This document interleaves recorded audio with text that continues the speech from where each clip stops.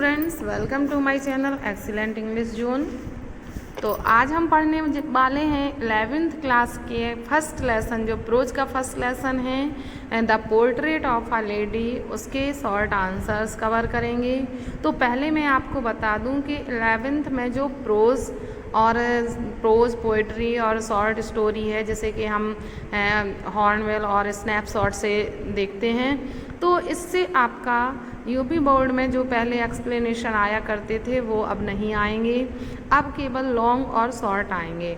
तो आपके प्रोज से, शॉर्ट स्टोरी से लॉन्ग और शॉर्ट दोनों आएंगे और पोइट्री से शॉर्ट आंसर्स आएंगे और एक स्टेंजा आएगा क्वेश्चंस छांटने वाला। तो आपको यहाँ पर मैं इस लेसन के शॉर्ट आंसर आज इस वीडियो में कवर कराऊंगी और नेक्स्ट वीडियो में आपके लॉन्ग आंसर कवर होंगे। तो शॉर्ट आंसर हम कवर करेंगे। तो पहला शॉर्ट आंसर है यहाँ पर give a character sketch of Khushwant grand mother. Khushwant Singh के जो नैरेटर हैं उनके ग्रैंड मदर का कैरेक्टर स्केच बताइए, या हम कह सकते हैं give the qualities of Khushwant grand mother. Khushwant की ग्रैंड माँ की क्वालिटीज़ बताइए। तो हमारा आंसर होगा Khushwant grand mother was a tender, loving and deeply religious lady. She was an old woman. She was so old that her face was wrinkled, but she was beautiful. She always prayed to God. She fed the dogs bread. She looked after Khushwant when his parents had gone to settle in city. She loved him very much. तो हम इतना ही लिखेंगे क्योंकि हमारा short answer है और क्योंकि 5 marks का आएगा, इसलिए हमें कम से कम 5-6 लाइंस तो हमें लिखनी ही होंगी।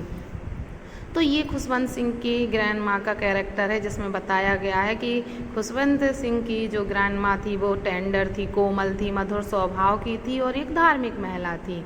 और वह एक बूढ़ी महिला थी और वो इतनी बूढ़ी थी कि उनका जो फेस था वो रिंकल्ड हो गया था, झुर्रियाँ पड़ गई थी, बट सी वॉज ब्यूटीफुल, लेकिन वो सुंदर थी। He always prayed to God, वो हमेशा भगवान से प्रे करती थी और फेड द डॉग्स ब्रेड, और डॉग्स को ब्रेड खिलाती थी, रोटियाँ खिलाती थी। She looked after Khushwant when his parents had gone to settle in city. जब खुशवंत के पेरेंट्स सिटी में सेटल होने गए थे तो उसने खुशवंत सिंह की देखभाल की। सी लव्ड हिम वेरी मच, वह उससे बहुत प्रेम करती थी। तो ये हमारा फर्स्ट क्वेश्चन का आंसर है जो कंप्लीट हुआ। सेकेंड क्वेश्चन है हमारा what does the narrator mean by winter landscape in the mountain. तो winter landscape in the mountain कहने का नैरेटर का क्या अर्थ है, क्या मतलब है। तो विंटर लैंडस्केप इन माउंटेन क्यों कहता है अपनी दादी माँ के लिए। तो आंसर है हमारा the grand mother always war spotless white clothes. Grand mother हमेशा बिल्कुल साफ, स्पॉटलेस, जो बिल्कुल बिना किसी धब्बे के सफ़ेद कपड़े पहने रहती थी। Her locks of hair also looked silver white, उसके जो बाल थे, फैले बिखरे हुए बाल थे, वो सिल्वर की तरह वाइट थे। Her spotless white dress and silver white hair made her look like snowy mountains in winter. उसके जो कपड़े थे और उसके जो बाल थे सिल्वर, वो बिल्कुल सर्दी में जैसे कि बर्फ़ से ढका हुआ पर्वत हो उसकी जैसे लगते थे। Actually she appeared to be an expanse of spotless whiteness. वास्तव में उसमें जो था वो स्पॉटलेस वाइटनेस का, बिना किसी धब्बे का के सफ़ेदी का एक विस्तार था। सिर से लेकर, बालों से लेकर कपड़ों तक वो बिल्कुल सफ़ेद थी। She had a divine beauty, वास्तव में उनकी जो सुंदरता थी वो डिवाइन थी, दैवीय थी। तो ये आपका दूसरा शॉर्ट आंसर कंप्लीट होता है। थर्ड क्वेश्चन है हमारा how can you say that the grand mother was a deeply religious lady. आप कैसे कह सकते हैं कि जो ग्रैंड माँ थी उसकी वो बहुत ही अधिक रिलीजियस लेडी थी।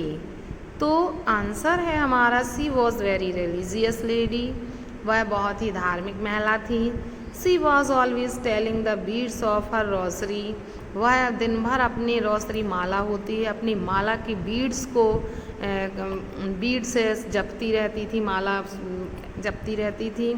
She had compassion even for animals and birds, उसमें एनिमल्स और बर्ड्स के लिए भी कंपैशन था, दया थी। She fed the village dogs, वह विलेज डॉग्स को, गांव के कुत्तों को रोटियां खिलाती थी। She took to feeding the sparrows in the city, और जब वो सिटी में पहुंच गई थी तो वो स्पैरोज को भी फीडिंग कराती थी, दाना खिलाती थी और रोटियां खिलाती थी। तो इस तरह से हम कह सकते हैं कि उसकी दादी माँ एक रिलीजियस लेडी थी। तो ये हमारा थर्ड क्वेश्चन कंप्लीट होता है।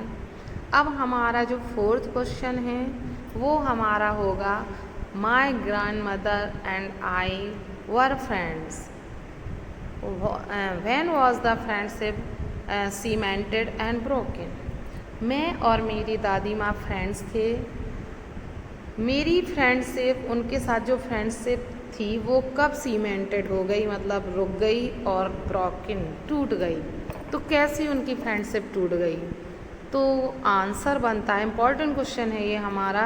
इसका क्वेश्चन ये भी बनता है, what was the turning point between the friendship of he and his grand mother, ऐसा भी बनता है। तो आंसर है हमारा, in the village they had a very intimate relationship. गांव में उन दोनों के बीच बहुत ही इंटाइमेट रिलेशनशिप था, एक घनिष्ठ मित्रता थी। But our turning point came when they were sent for in the city, लेकिन जब उन्हें जब वो सिटी गए, उन्हें सिटी में बुलाया गया, तो उनकी फ्रेंडशिप में एक टर्निंग पॉइंट आया, एक मोड़ आया। The narrator went up to university, narrator university गया। Now he was given a room of his own, तब उसे अपना खुद का कमरा दे दिया गया। It made all the difference, और इससे दोनों में बहुत डिफरेंस हो गया। The common link of their friendship was broken, और उनकी फ्रेंडशिप की जो कॉमन लिंक थी वो टूट गई। दे सा very less of each other now, अब वो एक दूसरे को बहुत कम देख पाते थे। तो इस तरह से उनकी फ्रेंडशिप सीमेंटेड हो गई और ब्रोक हो गई, टूट गई। ये आपका फोर्थ क्वेश्चन कंप्लीट होता है।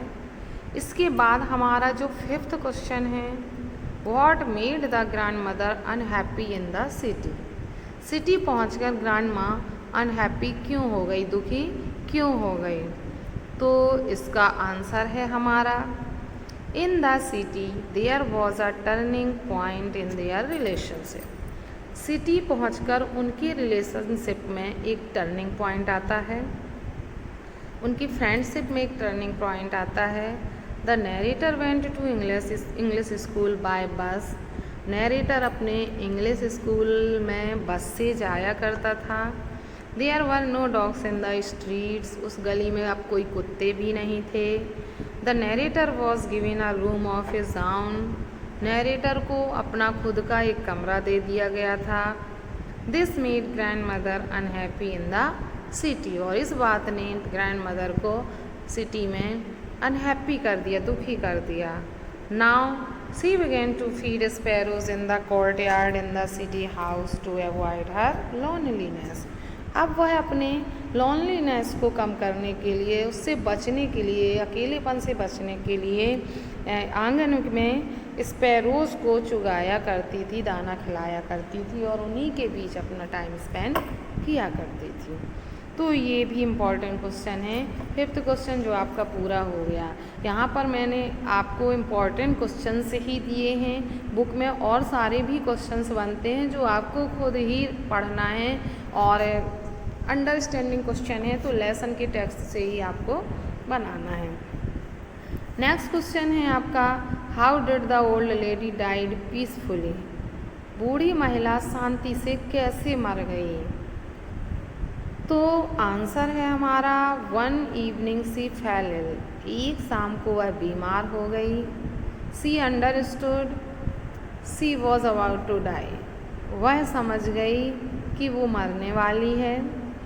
सी ले peacefully in bed praying and telling her beads, वह अपने बेड में शांति से लेट गई और माला जपती रही। हर लिप्स स्टॉप्ड मूविंग, और थोड़ी ही देर बाद क्या हुआ, कि उसके जो लिप्स थे उसने मूविंग करना बंद कर दिया। And the Rossari fell from her lifeless fingers, और उसकी निर्जीव उंगलियों से उसकी जो माला थी वह गिर गई और इस तरह से वह पीसफुली मर गई।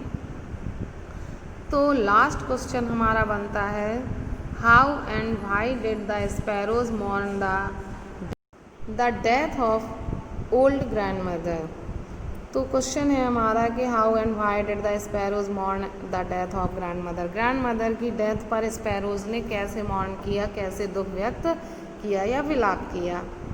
तो आंसर है हमारा, the sparrows also join the morning. उस जो विलाप का समय था जब उसकी दादी माँ की डेथ हो गई थी, तो स्पैरोज ने उसे ज्वाइन किया। उस समय वो भी वहाँ शामिल हुई। They set in thousands around her dead body. वे उसकी डेड बॉडी के चारों तरफ हजारों की मात्रा में इकट्ठी बैठ गईं। They did not cheer up, और वो चहचहाई नहीं। Nor did they touch the crumbs of bread thrown to them, ना ही उनके लिए फेंके गए रोटियों के टुकड़ों को उन्होंने खाया, टच किया। दे फ्लू अवे क्वाइटली, और वो शांति से उड़ गईं। When the dead body was carried of for cremation, जब डेड बॉडी को क्रीमेशन के लिए, अंतिम संस्कार के लिए ले जाया गया तो वो शांति से उड़ गईं। तो ये मोस्ट इम्पॉर्टेंट क्वेश्चंस हैं 7 जो आपको राइट करने हैं। और इसके अलावा जो अंडरस्टैंडिंग क्वेश्चन बनेंगे टेक्स्ट से, वो आपको खुद ही पढ़ने हैं, क्योंकि मैंने लेसन को अच्छे से पढ़ाया है, डिटेल से भी, समरी में भी। तो आपको उसके क्वेश्चंस के आंसर्स, कुछ क्वेश्चंस जो इजी हैं वो आपको ही समझना है। तो ये शॉर्ट आंसर आज के हमारे कंप्लीट होते हैं। और अभी आपका सिलेबस स्टार्ट हुआ है, तो जैसे मैं वीडियो डालती जाऊंगी आपका सिलेबस कंप्लीट होता जाएगा। तो इससे जुड़े रहें और चैनल को सब्सक्राइब कर लें, जिससे कि आप इसके ग्रामर पोर्शन को भी अपने आप से पढ़ सकें। यदि आप चैनल से जुड़े रहेंगे तो आप इसमें जो और भी सिलेबस पढ़ा हुआ है ग्रामर का, वो आप अपने मन से पढ़ सकते हो। बाकी की वीडियोस तो मैं आपको सेंड करती रहूँगी। तो आज के लिए इतना ही। Thanks for watching video.